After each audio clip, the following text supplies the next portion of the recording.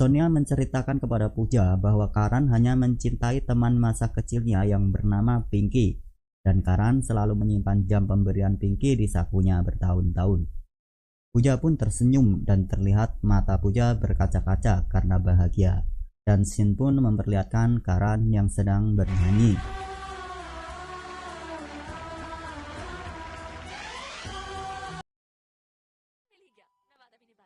Dan sekarang Puja sudah tahu siapa itu Karan sebenarnya. Ia adalah orang yang selama ini ia cari. Biarpun Puja sudah mengetahui Karan sebenarnya, lantas Puja tidak mengatakan kepada Karan bahwa ia adalah Pinky, teman semasa kecilnya dulu.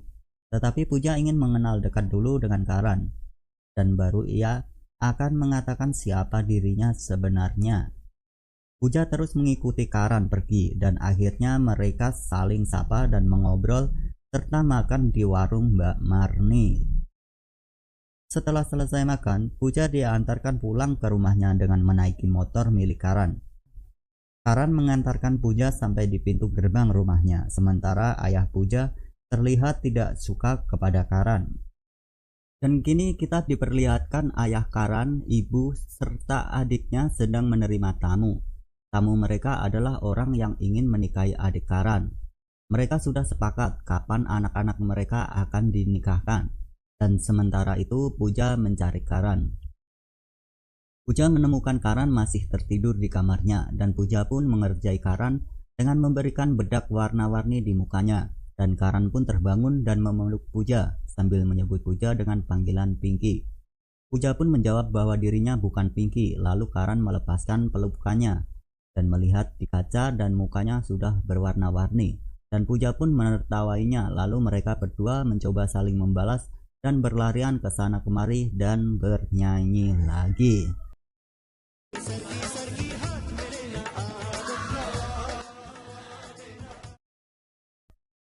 Oke teman-teman, kita lanjut ke ceritanya.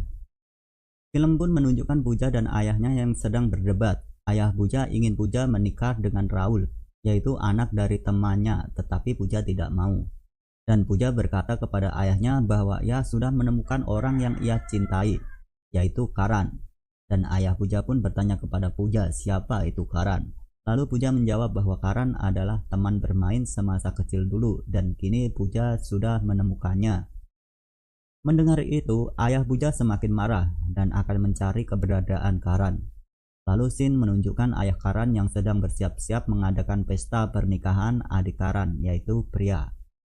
Dan di tempat lain, ayah Puja memanggil seorang bawahannya, yang ternyata adalah ayah laki-laki yang ingin menikahi adik Karan.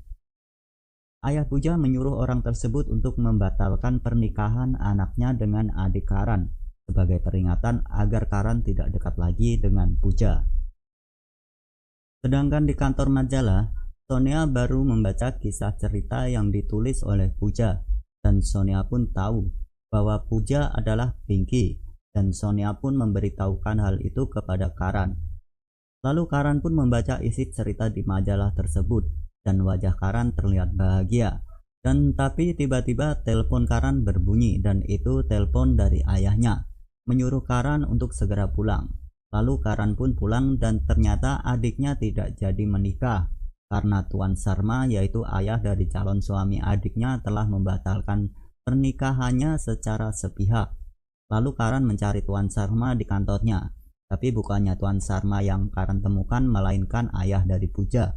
Karena Tuan Sarma ini adalah bawahan ayahnya Puja, jadi tentu saja Tuan Sarma dan ayah Puja satu kantor bekerjanya. Ayah Puja menyuruh Karan supaya Karan menjauhi dan melupakan Puja kalau ingin adiknya menikah.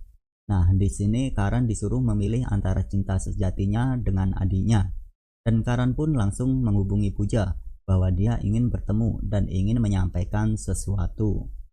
Lalu mereka berdua bertemu, dan Puja langsung berlari memeluk Karan karena Puja tahu bahwa dia adalah Karan teman kecilnya dulu, tetapi tidak dengan Karan. Di sini Karan mencoba membuat Puja membenci kepada dirinya dengan mengatakan bahwa Karan juga mencintai Puja sejak bertemu. Tetapi Karan tidak mencintai Pinky karena dulu masih kecil, dan Karan juga berkata bahwa Karan menyukai orang hanya dengan melihat penampilannya saja dan bukan dari hatinya. Karan melakukan itu karena ayah Puja mengancamnya bahwa kalau Karan tidak menjauhi Puja, maka pernikahan adiknya tidak akan pernah terlaksana. Karan terpaksa membuat Puja kecewa supaya adiknya bisa melaksanakan pernikahannya. Jam Karan pun dibuang oleh Puja di sebuah kolam, dan lalu Puja menangis dan pergi meninggalkan Karan. Karan terdiam, mengalir air matanya karena ia sebenarnya juga sudah menanti-nanti pertemuannya dengan Puja. Lalu Karan mengambil jam miliknya yang dibuang tadi, dan ternyata teman Karan pun di situ dan sudah mengambil jam milik Karan. Secara tidak sengaja teman Karan mengetahui kejadian itu. Tetapi Karan melarang temannya untuk menceritakan hal itu kepada siapapun karena ini ia lakukan hanya untuk adiknya. Puja pulang ke rumah sambil menangis karena kecewa. Melihat hal itu, ayah Puja tersenyum menandakan Karan lebih memilih adiknya daripada Puja. Lalu kita menuju Karan yang sudah pulang di rumah. Ayah ibunya berkata bahwa pernikahan adiknya akan segera dimulai. Tuan Sarma mendadak menyetujui pernikahan adiknya. Semua orang di rumah itu bergembira tanpa tahu Karanlah yang sebenarnya membuat acara pernikahan itu terwujud dengan mengorbankan perasaannya kepada Puja. Lalu kita menuju ke Sonia yang lagi menelepon Puja bahwa cerita Puja ingin diangkat menjadi sebuah film kisah nyata, dan Sonia meminta Puja untuk melanjutkan menulis kisah cinta. Tetapi Puja menolak menulis kelanjutan cerita tersebut. Puja juga berkata bahwa cerita cintanya sudah berakhir dan meminta Sonia mencari orang lain untuk melanjutkan cerita tersebut. Mendengar ucapan Puja, Sonia tahu ada yang gak beres dengan Puja. Lalu Sonia menemui Fer, yaitu teman Karan. Sonia meminta Fer menceritakan apa yang terjadi di antara Karan dan Puja, dan Fer pun menceritakannya. Semuanya dilakukan Karan karena Karan dapat tekanan dari ayah Puja supaya Karan menjauhi Puja. Kalau tidak, maka pernikahan adiknya akan digagalkan oleh ayah Puja, dan adik serta keluarga Karan akan menanggung malu. Karan sudah berkorban untuk adik dan keluarganya, kata Fer. Setelah tahu semuanya, Sonia pun mengatakan hal yang sebenarnya kepada Puja, bahwa Karan juga sangat mencintai Puja, dan ia terpaksa melakukan kebohongan kepada Puja demi adik dan juga karena mendapatkan tekanan dari ayah Puja sendiri. Setelah tahu cerita semuanya, Puja mengajak Sonia pergi ke rumah Karan. Ayah Puja mencoba menghalangi, tapi Puja tidak menghiraukan serta Puja berkata kepada ayahnya bahwa ayahnya sudah berbuat curang kepadanya dan kini ia ingin menemui Karan kekasihnya. Sesampainya di rumah Karan, Puja langsung memeluk Karan dan menceritakan kepada semua orang di rumah itu bahwa Karan sudah berkorban untuk adiknya dan ia rela kehilangan cintanya, yaitu Puja. Dan Puja juga mengatakan bahwa ayahnya juga yang memaksa Tuan Sarma untuk membatalkan pernikahan adiknya jika Karan tidak mau menjauhi dirinya. Nah, disinilah momen-momen mengharukan di mana seorang kakak yang rela berkorban melupakan cintanya hanya untuk adik dan keluarganya.